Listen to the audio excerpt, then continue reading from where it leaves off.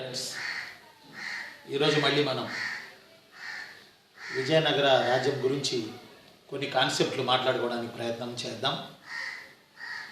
Location మార్చాము. ఈ location ఎలా ఉందో కూడా మీరు చెప్పండి. కాబట్టి కొంచెం ప్రకృతి సౌండ్లు ఉన్నాయి, వాటితో కలిపి పాఠం చెప్పుకుందాం. నిజమైన ఆనందం అంటే ప్రకృతితో మాట్లాడడం, ప్రకృతిలో పరవశించిపోవడం, ప్రకృతిలో ఉండడం. ఈరోజు మనం అందరం ఉన్నాం, నాతో సహా మీరు అందరూ ఉన్నారు, ప్రకృతిలో ఉన్నారు.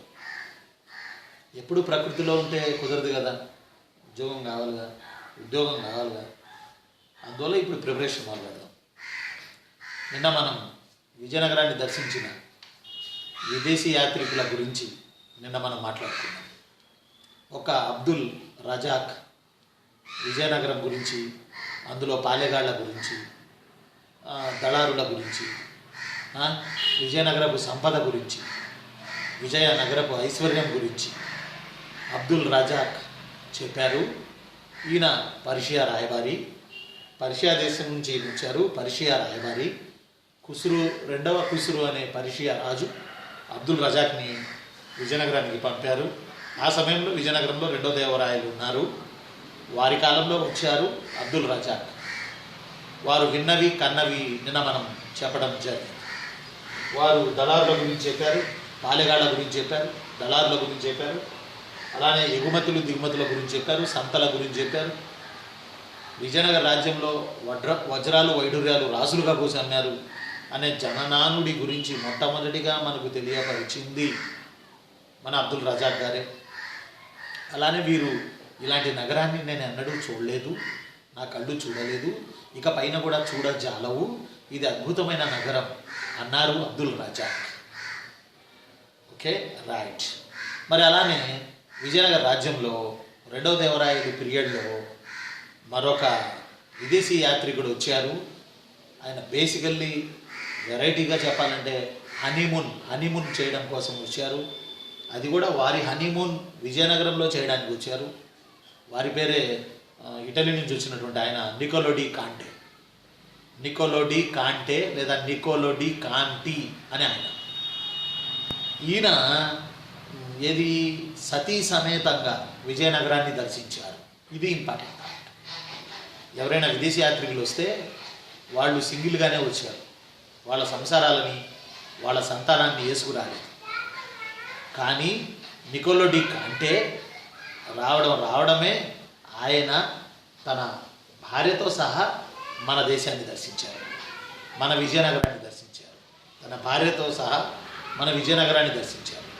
అందులో ఎగ్జామినేషన్ పాయింట్ ఆఫ్ వ్యూలో సతీ సమేతంగా విజయనగర రాజ్యాన్ని దర్శించినటువంటి విదేశీ యాత్రికుడు ఎవరు అని అంటే ఆన్సర్ నికోలో డి కాంటే. ఆయన భార్య పేరు Mrs Niccolo de Conti, right. మరి Niccolo de Conti from Italian traveller visited in the time of second Devaraya in Vijayanagara empire. సతీ సమేతంగా విజయనగర రాజ్యాన్ని దర్శించింది ఎవరు అని అంటే నికోలో డి కాంటే. ఈ నికోలో డి కాంటే ఏ విషయాలు చెప్పారు? ఈయన చెప్పిందే సతీ సహగమనం గురించి. మీకు డౌట్ రావచ్చు, న్యూనిజ్ చెప్పాడు కదా, NUNIZ న్యూనిజ్ చెప్పాడు కదా సతీ సహగమనం గురించి అని మీకు డౌట్ రావచ్చు. చాలామంది చెప్పుండొచ్చు, ఆ టైంలో వాళ్ళు చూసినవి విన్నవి కన్నవి చాలామంది చాలా రకాలుగా చెప్పుండొచ్చు. కానీ సతీ సహగమనం గురించి చెప్పింది మాత్రం ముఖ్యంగా నికోలో డి కాంటే. భార్యతో సహా వచ్చిన ఆయన నికోలో డి కాంటే. రెండో దేవరాయల కాలంలో వచ్చిన ఇద్దరు విదేశీ యాత్రికుల్లో నికోలో డి కాంటే ఓన్లీ యాత్రికుడు, అబ్దుల్ రజాక్ రాయబారి, రైట్. మరి నికోలో డి కాంటే మరి ఏం చెప్పాడు, ఏ విషయాలు చెప్పాడు? నికోలో డి కాంటే గుర్తుపెట్టుకోండి, ఒకటి విజయనగరం సతీ సహగమన సిస్టమ్ గురించి చెప్పాడు, రెండు విజయనగరపు చుట్టుకొలత గురించి చెప్పాడు. ఇది ఎగ్జామ్లో అడుగుతారు. విజయనగరపు చుట్టుకొలత గురించి చెప్పాడు. కొంచెం బాగా గుర్తుపెట్టుకోండి, వెరీ వెరీ వెరీ ఇంపార్టెంట్. విజయనగరపు చుట్టుకొలత 60 మైళ్ళు ఉందని, అంటే మధ్యలో నిలబడి మనం ఎటు నుంచి చూసినా 60 మైళ్ళు విజయనగరపు చుట్టుకొలత ఉందని, 90,000 మంది కాపలా కాస్తుంటారని నికోలో డి కాంటే చెప్పడం జరిగింది. 90,000 మంది కాపలా కాస్తుంటారు విజయనగరాన్ని. అనేక ద్వారాలు ఉన్నాయి, అనేక బురుజులు ఉన్నాయి. 1136 ఏప్రిల్ 18న ఈ విజయనగరం మొదలైందని మనం విజయనగరం కోట కట్టి మొదలైశారు 1136 ఏప్రిల్ 18న. కాబట్టి ఈ నగరపు ఎటు చూసినా 60 మైళ్ళు ఉందని, 90,000 మంది కాపలా కాస్తుంటారని, విజయ నగరపు వైశాల్యం గురించి, విజయ నగరపు చుట్టుకొలత గురించి చెప్పింది ఎవరు అని అంటే నికోలో డి కాంటే. గుర్తుపెట్టుకోవాలి. అలానే ఇతను చెప్పింది ఇంకా విజయనగరంలో జరిగే వసంత ఉత్సవాల గురించి చెప్పాడు. అలానే బహుభార్యత్వం గురించి చెప్పాడు. దీపావళి దసరా పండగల గురించి చెప్పాడు. బహుభార్యత్వం గురించి చెప్పాడు. ఫర్ ఎగ్జాంపుల్ నేను చూశాను, నేను కాదు, రెండవ దేవరాయలు చూశాను. రెండవ దేవరాయలకి 12,000 మంది భార్యలు ఉన్నారు అని రాశారు. ఊరుకోండి సార్ జోకులు, 12,000 మంది ఎట్లా ఉంటారు? 1200 కాదు, 12 మంది, 12,000 మంది భార్యలు ఉండేవారు. వారందరూ రెండో దేవరాయలు చనిపోతే సతీ సహగమనం చేసి చనిపోయారు అని రాశాడు నికోలో డి కాంటే. ఇప్పుడైనా మీరు అర్థం చేసుకోవచ్చు సతీ సహగమనం గురించి ఎవరు చెప్పారు అని అంటే నికోలో డి కాంటే. 12,000 మంది భార్యలు రా రెండో దేవరాయలు చనిపోతే వీళ్ళందరూ సతీ శిష్టం చేసి చనిపోయారట. అంటే అర్థం 2,000 మంది ఉన్నారని, 12,000 మంది ఉన్నారని అనేది కాదు. కానీ అప్పుడు ఉన్నటువంటి బహుభార్యత్వం యొక్క తీవ్రత నికోలో డి కాంటే రాసినటువంటి మ్యాటర్ ప్రకారం మనకు తెలుస్తూ ఉంది. తీవ్రత మనకు తెలుస్తూ ఉంది. బహుభార్యత్వం బాగా ఉంటుంది అంటే ఎలాంటిదంటే, మీరు రాబర్ట్ సూయల్ విజయనగర పతనం గురించి రాశారు. ఏ ఫర్గాటెన్ ఎంపైర్ అనే పుస్తకం మీ అందరికీ తెలిసింది. నిన్న వీడియోలో మనం చెప్పుకున్నాం. విస్మృత విజయ నగర చరిత్ర రాబర్ట్ సూయల్. ఆయన పుస్తకం మీరు చదివితే, ఇప్పుడు వద్దులేండి, అది సుదీర్ఘమైన పుస్తకం, ఎగ్జామ్ తర్వాత చదువుదురు, బాగా రాస్తారు కాబట్టి ఎగ్జామ్. అందులో ఆయన ఏం రాశాడంటే కొంచెం అతిశక్తి రాసి ఉండొచ్చు, కొంచెం వెరైటీ కూడా రాసి ఉండొచ్చు. ఈ పాయింట్ నేను మీకు చెప్పిన తర్వాత మీరు చాలాసేపు ఆలోచన చేస్తారు, అవునా ఇలా కూడా జరిగిందా అని. అదేంటంటే దాదాపుగా విజయనగర రాజ్యంలో చాలా చోట్ల కనుక గమనిస్తే హంపి, మైసూరు, హలివేడు, రాయచూరు, ఈ దోఆబు, విజయనగరం ఏథెన్స్గా పిలువబడిన గ్రీక్ దేశంలోని ఏథెన్స్గా పిలువబడిన అనేక ప్రాంతాలలో అక్కడక్కడ రెండవ దేవరాయలు లాంటి మనుషులు కనపడేవాళ్ళట. అంటే వాళ్ళు ఏదో రెండో దేవరాయలు వేషం వేసుకున్నారు అని కాదు. రెండో దేవరాయలకి పుట్టిన వాళ్ళు అచ్చం రెండో దేవరాయలు లాగానే దాదాపుగా ఊళ్ళల్లో తలా ఒకళ్ళు కనపడేవాళ్ళట. అంటే ఇంతమంది భార్యల్ని రాజులు మెయింటైన్ చేసేవాళ్ళు ఆ రోజు. కాబట్టి బహుభార్యత్వం గురించి, దసరా పండగ గురించి, దీపావళి గురించి, వసంతోత్సవాల గురించి, సతీ సహగమనం గురించి, వీటన్నిటి గురించి రాశాడు నికోలో డి కాంటే తన యొక్క ప్రధానమైనటువంటి పుస్తకంలో. ఇది మనకి ఎగ్జామినేషన్ పాయింట్ ఆఫ్ వ్యూలో ఇది మనకి చాలా ఇంపార్టెంట్. అదొకటి. ఆ తర్వాత ఇక్కడ సతీ సహగమనం, బహుభార్యత్వం, దీపావళి, దసరా. ఇప్పుడు మైసూరు ఉందనుకోండి, ఇప్పుడు కూడా దసరా ఉత్సవాలు బ్రహ్మాండంగా జరుగుతాయి మైసూరులో. దసరా ఉత్సవాలు మనందరికీ తెలిసిందే. ఆ రోజుల్లో విజయనగరపు ప్రధాన పండగ ఏంటి అని అంటే దసరా ఉత్సవాలు అనేవి మీరు గుర్తుపెట్టుకోవాలి. ఇప్పటికి కూడా మైసూరులో చేస్తున్నారు కదా. ఇదే కొంచెం బ్యాక్కి వెళ్ళి రెడ్డి రాజుల కాలం నాటి ప్రధాన పండగ ఏది అని అంటే మీరు వసంత ఉత్సవాలు, హోళీ అని పెట్టాలి. రెడ్డి రాజుల పీరియడ్లో హోళీ పండగ బాగా జరిగింది. అలానే విజయనగర కాలంలో దసరా పండగ బాగా జరిగింది.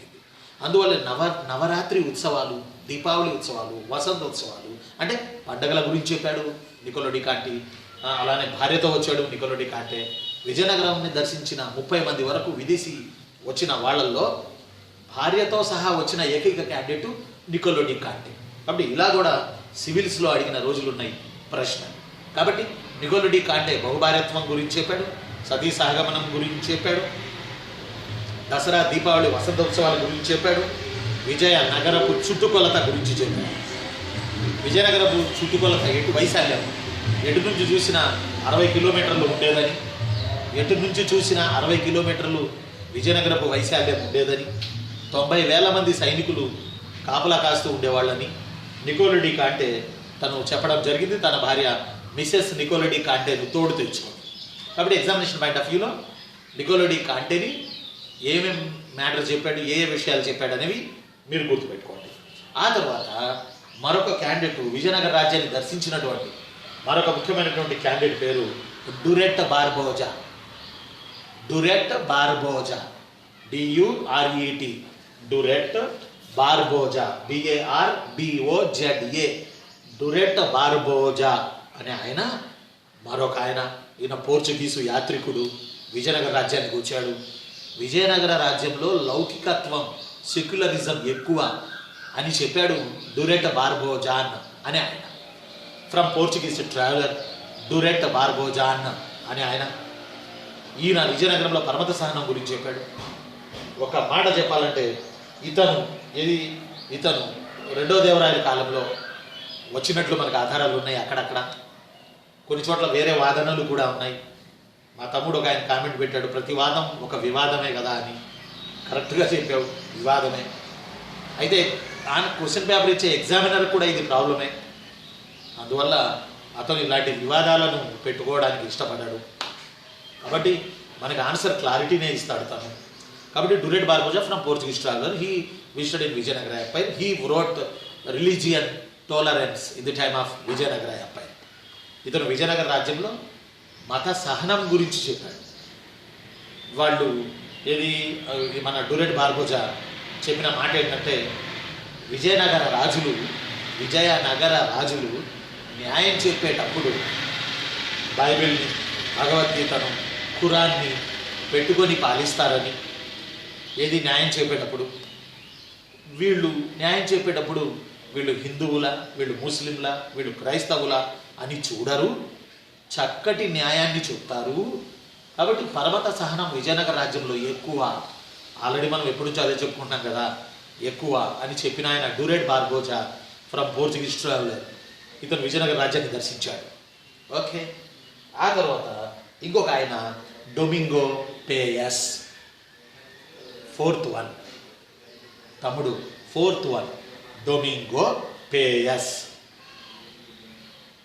అబ్దుల్ రజాక్ చెప్పామా? అబ్దుల్ రజాక్ చెప్పాం. నికోలో డి కాంటే చెప్పాం.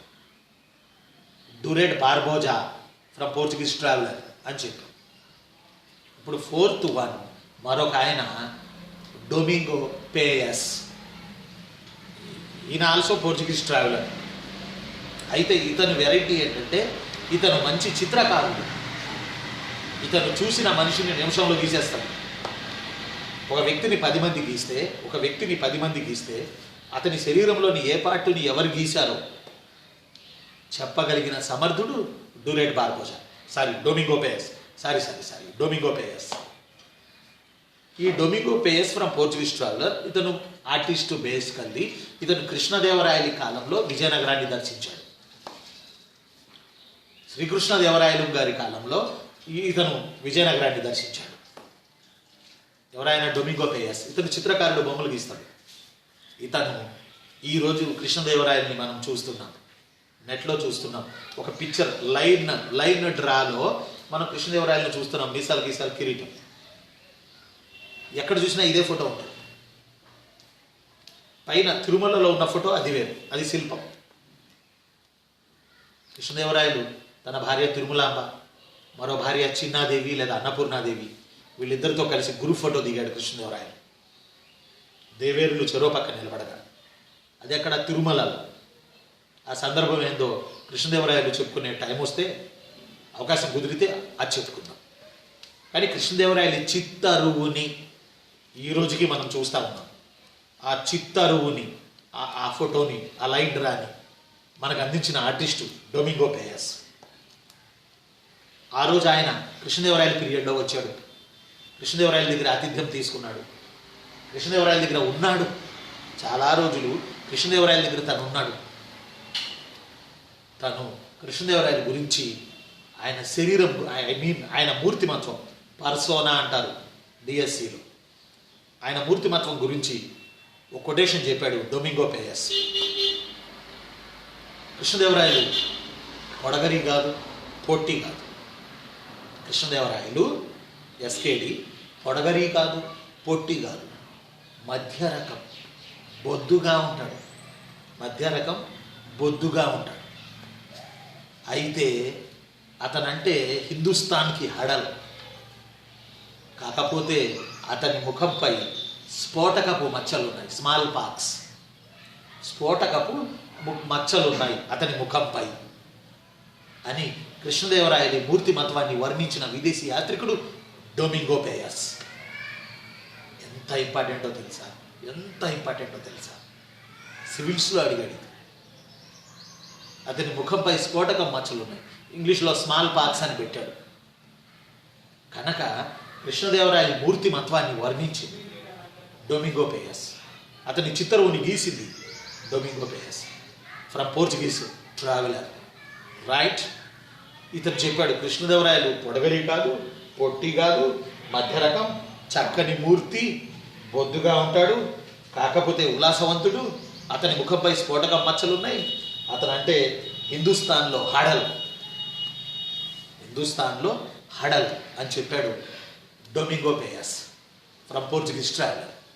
డ్యూరెట్ బార్బోజా పరమత సహనం గురించి చెప్పాడు. న్యాయం చెప్పేటప్పుడు వీళ్ళు క్రైస్తవుల, ముస్లింల, హిందువులని చూడరు, చక్కటి న్యాయం చెప్తారు విజయనగర రాజులు, బైబిల్, ఖురాన్, భగవద్గీతను పెట్టుకొని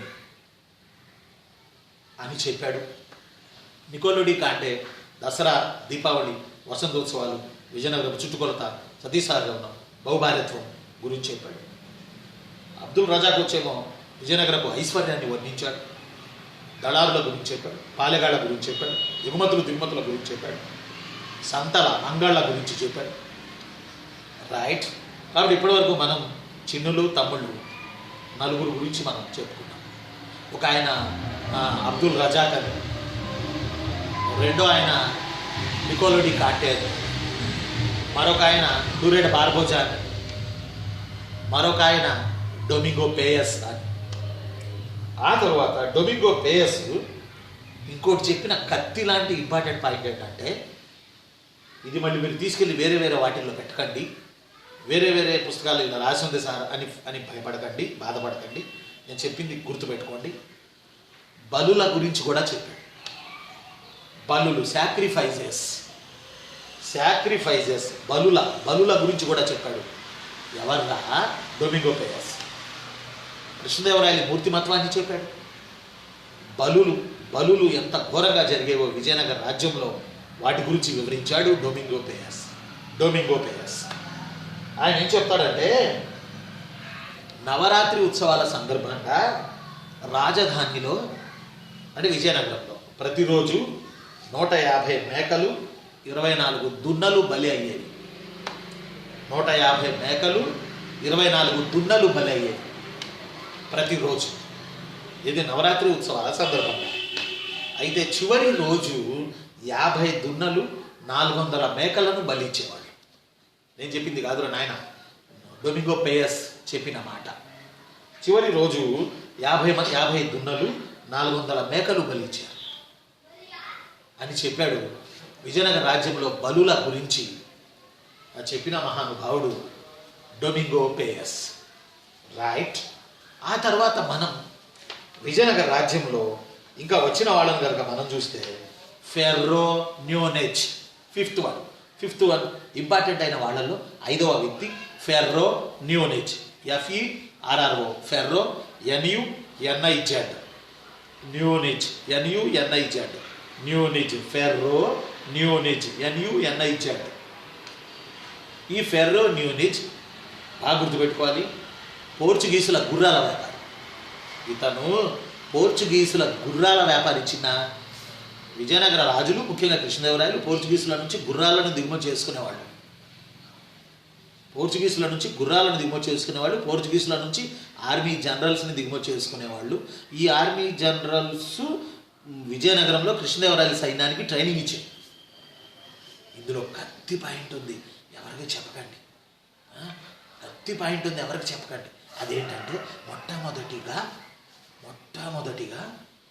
దక్షిణ భారతదేశంలో ఒక రాజు తన సైన్యానికి, ఒక హిందూ రాజు తన సైన్యానికి యూరోపియన్ నమూనాలో సైనిక శిక్షణ ఇప్పించాడు. ఆ మొదటి రాజు ఎవరు అంటే కృష్ణదేవరాయలు. ఆ మొదటి రాజు ఎవరంటే కృష్ణదేవరాయలు. నిజం, గుర్తుపెట్టుకోండి. ఆ తరువాత అదే పోర్చుగీసుల ద్వారా కృష్ణదేవరాయలు సైన్యానికి ట్రైనింగ్ ఇప్పించారు. ఆ తర్వాత మోడర్న్ పీరియడ్ వచ్చేటప్పటికి టిప్పు సుల్తాన్, మైసూరు పాలకుడు టిప్పు సుల్తాన్, టిప్పు సుల్తాన్ గారు వారు ఫ్రెంచి వాళ్ళతోటి తన సైన్యానికి ట్రైనింగ్ ఇప్పించారు.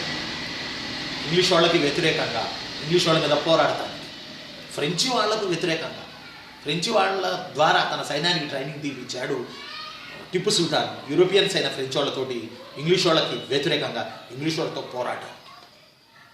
మొన్న చదివా, టిప్పు సుల్తాన్ ఫస్ట్ టైం ఇండియాలో రాకెట్లను తయారు చేశాడు. ఒక రకంగా చెప్పాలంటే క్షిపణులే ఫస్ట్ టైం శత్రువులను వేయడానికి. ఎవరా శత్రువులు? ఇంగ్లాండ్ వాళ్ళు, బ్రిటన్. మనకి అబ్దుల్ కలాం పుస్తకం చదివితే ఈయన అమెరికా ఏదో పని మీద, రక్షణ సంస్థల పని మీద అమెరికా వెళితే అబ్దుల్ కలాం అక్కడ ఒక ఫోటో ఉన్నట్ట నాసా దగ్గర. నాసా వేరు, క్షిపణుల కేంద్రాలు వేరు కదా. అక్కడ ఫోటోలో టిప్పు సుల్తాన్ ఉన్నాడు. టిప్పు సుల్తాన్ వెనక రాకెట్లు ఇట్లా వెళ్తున్నాయట, ఎదురుగా ఇంగ్లీష్ సైన్యం ఉందట. అదొక పోర్ట్రైట్, ఒక చిత్తరు అబ్దుల్ కలాం అమెరికాలో చూశాడు, అమెరికా రక్షణ స్థావరాల్లో చూశాడు మన టిప్పు సుల్తాన్ ఫోటో. అది చూసే ఆయన దాని ద్వారా కూడా స్ఫూర్తి పొంది క్షిపణులు తయారు చేసిన దేవుడు అబ్దుల్ కలాం మనకు తెలిసింది.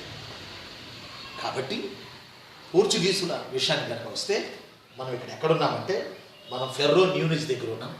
ఈయన పోర్చుగీసుల గుర్రాల వ్యాపారి. ఈ క్యాండిడేట్ కృష్ణదేవరాయల కాలంలో రాలేదు. కృష్ణదేవరాయల తమ్ముడు అచ్యుతరాయలి కాలంలో విజయనగరాన్ని దర్శించాడు. కృష్ణదేవరాయల తమ్ముడు అచ్యుతరాయలి కాలంలో విజయనగరాన్ని దర్శించాడు. ఎవరన్నా ఆయన అంటే ఫెర్రో న్యూనిజ్. ఈయన గుర్రాల వ్యాపారి. విజయనగరానికి గుర్రాలు అమ్మడానికి పోర్చుగీస్ దేశం నుంచి రాయబారిగా వచ్చాడు గుర్రాలు అమ్మడం కోసం. కాబట్టి గుర్తుపెట్టుకోవాలి ఎగ్జామినేషన్ పాయింట్ ఆఫ్ వ్యూ. ఈయన పేరు Ferro, FERRO, Ferro, NUNIZ, Nuniz, Portuguese గుర్రాల వ్యాపారి. రైట్. ఆ తర్వాత ఇంకొక ఆయన కొంచెం బాగా గుర్తుపెట్టుకోండి, విజయనగరాన్ని దర్శించినటువంటి వాళ్ళల్లో మరొక ఇంపార్టెంట్ ఆయన, ఆయన అథనేషియన్ నికటిన్. మునుపు చెప్పిందేమో నికోలో డి కాంటే, ఇప్పుడు చెప్తుందేమో అథనేషియన్ నికటిన్, NICATIN, అథనేషియన్ నికటిన్. మీకు మాట చెప్పనా, రష్యా దేశం 75% యూరోప్లో ఉంటుంది, 25% ఆసియాలో ఉంటుంది. ప్రపంచంలోనే అతి పెద్ద దేశం రష్యా. మరి మన దేశానికి ఇంగ్లాండ్ నుంచి వచ్చిన వాళ్ళు ఉన్నారు, అరబ్ దేశాల నుంచి వచ్చిన వాళ్ళు ఉన్నారు, ఇటలీ నుంచి వచ్చిన వాళ్ళు ఉన్నారు, పోర్చుగల్ నుంచి వచ్చిన వాళ్ళు ఉన్నారు, డచ్ దేశం నుంచి వచ్చిన వాళ్ళు ఉన్నారు, హాలండ్ దేశం నుంచి వచ్చిన వాళ్ళు ఉన్నారు, డెన్మార్క్ నుంచి వచ్చిన వాళ్ళు ఉన్నారు. బట్ మన దేశపు సమాచారాన్ని రాయడానికి ఒక ఆయన రష్యా నుంచి వచ్చాడు అంటేనే అదొక పెద్ద వెరైటీ. ఆయన ఎవర్రా అంటే Athanasius Nikitin from the country of Russia నుంచి వచ్చాడు. ఈయన ఏం చెప్పాడంటే, ఈయన ఉన్నట్టు గుండె బద్దలు కొట్టు. చాలామంది ఏమంటారంటే విజయనగర రాజ్యం అంటే అంగాళ్లలో రాసులు పోసి అమ్మారట, వజ్రాలు వైడూరాలు పోసి అమ్మారట, దక్షిణ భారతదేశంలో స్వర్ణయుగం అంట విజయనగర రాజ్యం. ఇలా చాలామంది చెప్పారు. బట్ ఈయన ఎందుకో ఈయన చెప్పాడు అని మనం గుర్తుపెట్టుకుంటే చాలు. అది నిజమా అబద్ధమా అని మనం ప్రయోగశాలలో ఆక్సిజన్ వేసి మండించలేం. అదే ఆక్సిజనో కార్బన్ డైఆక్సైడో ఏదో ఒకటి మనం మండించలేం. అందువల్ల ఈయన చెప్పిన మాట మనం చెప్పుకోదగ్గదే. ఇప్పుడు పాలకులకు కూడా మొట్టికాయ వేసినట్టు, అంతా బాగుంది అనుకునే ఇప్పుడున్న పాలకులుకి మొట్టికాయ వేసినట్టే. ఎవరైనా ఆ రోజుల్లోనే మొట్టికాయ వేసాడు ఆయన. అథనేషియన్ నికటిన్, గుర్తుపెట్టుకోవాలి, ఫ్రమ్ రష్యన్ ట్రావెల్. ఈ అథనేషియన్ నికటిన్ చెప్పిన మాట ఏంటంటే, విజయనగర రాజ్యం మీరందరూ అనుకున్నంతగా పొంగి పొరలడం లేదు. మీరందరూ అనుకున్నట్టుగా బంగారం తిని జనాలు బతకడం లేదు. విజయనగర రాజ్యంలో ఉన్న వాళ్ళకి లేనోళ్ళకి ఆకాశానికి భూమికి ఉన్నంత తేడా ఉంది. రైతులు తీవ్రమైన దుస్థితిలో ఉన్నారు. రైతులు తీవ్రమైన దుస్థితిలో ఉన్నారు, ప్రభుత్వాలు రైతుల గురించి పట్టించుకోవడం లేదు. అర్థమవట్లా? ఈ ఒక రకంగా చెప్పాలంటే విజయనగర రాజ్యం మేడిపండులాగా ఉంది. మీ అందరికీ తెలుసు మేడిపండు ఎట్లా ఉంటుందో, ఆ మేడిపండు లాగా ఉంది అని బహుశా ఆయన కళ్ళల్లో చూశాడు. పైగా ఆయన ఇంకో మాట కూడా చెప్పాడు, అధనేషియన్ నికటిన్. నేను స్లమ్ ఏరియాస్ చూశాను, విజయనగర రాజ్యంలో మురికి వాడలు ఉన్నాయి అని రాశాను. Athanasius Nikitin said poverty in Vijayanagara empire, a lot of difference between noble men and common men అని రాశాడు మన అధనేషియన్ నికటిన్ విజయనగర రాజ్యం గురించి. కాబట్టి తమ్ముళ్ళు చెల్లెళ్ళు, ఈరోజు మనం ఇంతవరకు చెప్పుకున్నాం. రేపు మరికొంతమంది ఉన్నారు, వాళ్ళేం చెప్పారో ఆ విషయాలు మనం చెప్పుకుంటూ రేపు విదేశీ ఆధారాలను మనం క్లోజ్ చేద్దాం. ఎందుకంటే ఇవి తరచుగా అడుగుతూ ఉన్నారు, అందువల్ల మెయిన్ కాన్సెప్ట్లే నేను తీసుకుని మీకు చెప్తా ఉన్నాను. చూద్దాం, మీరందరూ ప్రిలిమ్స్ బాగా రాస్తే, ప్రిలిమ్స్ ఘటన అయిపోతే మెయిన్స్ అప్పుడు మనందరం ముఖాముఖిగా పాఠాలు చెప్పుకోవడమో, ఏడన్నా క్లాసులు పెట్టుకుని, లేదా మొత్తం క్లాసులు ఆ 3 నెలలు మనం చేసుకోవడమో చూద్దాం. మరి ప్రిలిమ్స్ ఎగ్జామ్ జరుగుతుందా లేదా అనేది మీకు అనవసరం. మీరైతే చదవండి, మీరైతే ప్రిపేర్ అవ్వండి. మీ పని అయితే మే 4వ తారీఖు 5 అనుకుంటా, ఆ రోజు ఎగ్జామ్ అని మీరు ప్రిపేర్ అయిపోతూ ఉండండి. ఈ టాపిక్స్ అయితే బాగా గుర్తుపెట్టుకోండి. ఓకేనా తమ్ముళ్ళు చెల్లెళ్ళు, హ్యావ్ ఏ గుడ్ డే. ఓటేసి రండి, మంచో చెడో ఓటేసి రండి. మీరు బాగా చదవండి. ఈ ఎలక్షన్లో 5 ఏళ్ళకి ఒకసారి వస్తానే ఉంటాయి. బట్ మనం 60 ఏళ్ళు ఉద్యోగంలో ఉంటాం. ఆంధ్రప్రదేశ్ అయితే 60 ఏళ్ళు ఉద్యోగంలో ఉంటాం. మనకు 60 ఏళ్ళు వచ్చే వరకు జాబ్లో ఉంటాం. కాబట్టి ఇది గుర్తుపెట్టుకోండి. అన్ని సమస్యలకి పరిష్కార మార్గం జాబ్ ఒక్కటే. గుర్తుపెట్టుకోండి. Have a